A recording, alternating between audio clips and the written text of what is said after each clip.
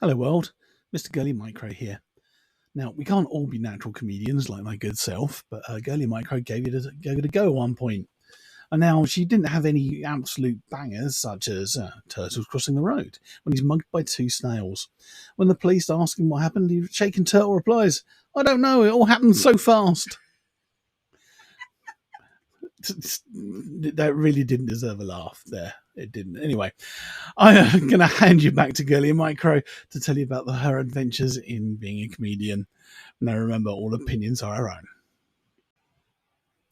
On October 12th, 2020, I published this blog, Adventures in Science Communication, the stand-up comedy edition. I'm not funny. Well, I'm not laugh out loud funny. I've never been the kind of person who's told jokes, and unlike many in an American genre TV program, I would never have won the Class Clown Award.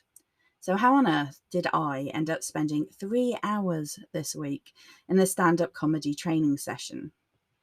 There's obviously the answer that a lot of the 11 people on the call would give, i.e., we need continuous professional development or CPD points.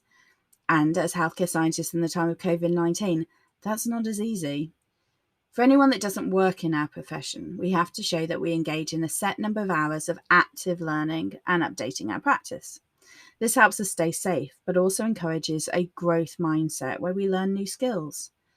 Secondly, the funding for the sessions is from a public engagement grant that my deputy was awarded by the Society for Applied Microbiology, or SFAM.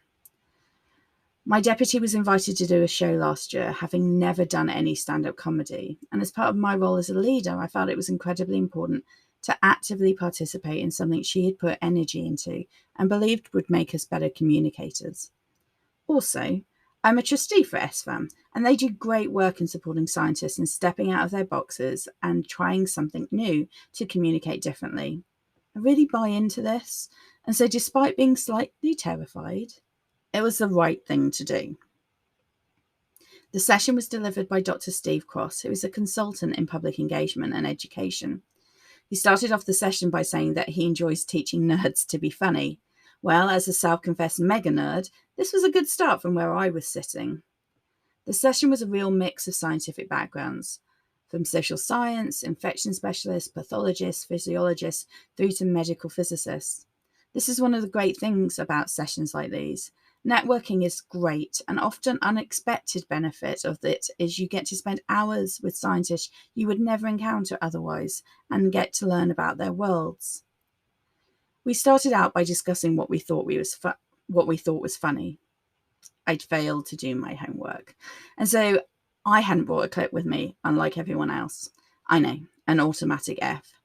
But the better prepared scientists showed you 2 clips that made them laugh and discussed why.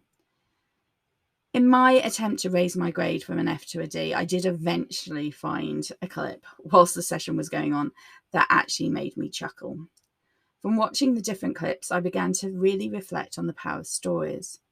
One of the reasons that Nicola Baldwin, the playwright I work with, and I utilise drama is because we believe in the power of drama to communicate, break down barriers, and alter behaviour. So it was fascinating to think about how comedy can be used to 1, see things from a new direction. 2, explore different opinions in a really confrontation-free way. 3, to offer opportunities to confront and explore upsetting or worrying topics whilst avoiding direct triggers. 4, enable the voicing of secret thoughts that are very common but we fear to discuss openly. 5, talk about common experiences, but in a way as if they are new in order to gain fresh insight. 6, subvert expectations. And 7, to inspire or start conversations. A lot of these points can be extrapolated to the reason that Nicola and I use drama. The power of comedy, however, is really portable and equal access by the nature of it. It doesn't require huge amounts of resources to prepare a set. It doesn't require a lot of resources to deliver a set, and it can be delivered flexible across Zoom or in person. Steve ran us through a bunch of very easy to access and frankly non-terrifying exercises. Many of these involved us taking a story or event and reflecting on it in order to delve deeper into emotions in order to connect both us with it and also the audience. We then discussed how these stories and linked emotions could be used to make people laugh. Obviously, there's way more to it, but Steve is the king, and we are running more of these sessions if you'd like to give it a go or participate yourself. Note from 2022, Steve Cross runs these sessions even to this day. So if you're really interested and you have a group of people, definitely worth reaching out to him. My main reflections from the session were: undertaking this kind of training can enable you to see situations differently and explore ways of seeing them from another person's point of view. Learning to break down situations and actively think about how to communicate them is a transferable skill which is really useful in your professional practice. Finally, understanding how stories can be used to create empathy and engage audiences isn't just important for comedy. This technique can be used to support you bringing your whole self to work and breaking down communication barriers. If you'd like to experience the joy of the set that ended up being created linked to this, it's in my blog post and it's in the link on the podcast episode right now. All opinions in this blog are my own.